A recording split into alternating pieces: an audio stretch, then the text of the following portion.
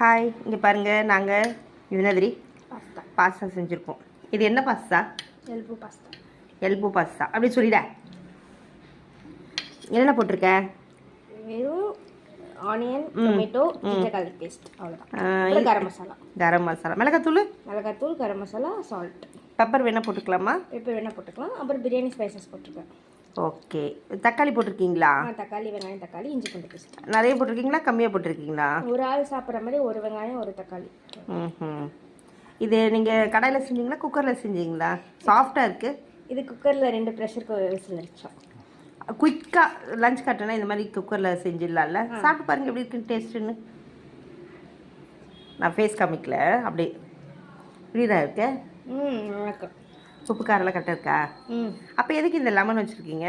In case காரமாக இருந்துச்சுன்னா lemon போட்டுக்கலாம். Okay okay. இந்த மாதிரி நீங்கள் கூட ஒரு நிமிஷம், இந்த மாதிரி நீங்கள் கூட இது நல்லதா உடம்புக்கு?